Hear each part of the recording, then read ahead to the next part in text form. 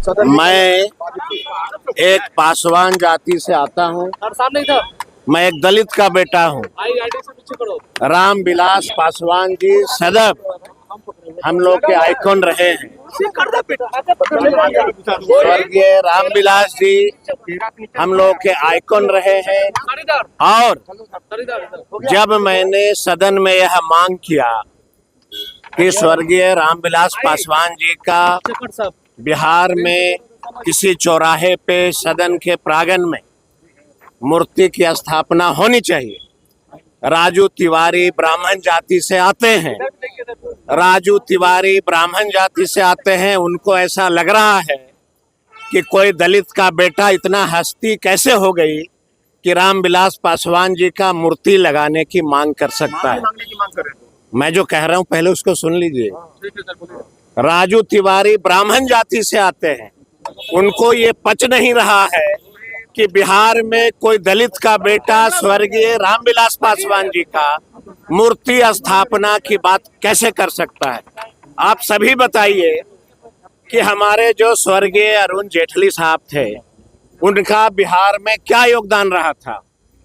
उनकी मूर्ति की स्थापना बिहार में की गई, मैं उनका स्वागत करता हूं। लेकिन स्वर्गीय रामविलास पासवान दलितों के मसीहा रहे थे। उन्होंने बहुत सदियों से बिहार के गरीबों के लिए, दलितों के लिए, सभी जाति धर्मों के लिए जब काम किया, तो उनकी मूर्ति बिहार के किसी चौराहे पे इस सदन के प्रांगण में क्यों नहीं लगा सकती है। रह गई बात माफी मांगने का, तो राजू तिवारी ऐसे व्यक्ति को 7 जन्म लेना पड़ेगा रामविलास पासवान के मूर्ति के नाम पे हमको झुकाने में। इस जन्म में राजू तिवारी कभी भी हमको नहीं झुका सकते हैं। मरते दम तक स्वर्गीय रामविलास पासवान जी की मूर्ति स्थापना की बात मैं करता रहूंगा। और सदन के बाद पूरे बिहार में आंदोलन होगा कि बिहार में रामविलास पासवान जी की मूर्ति की स्थापना।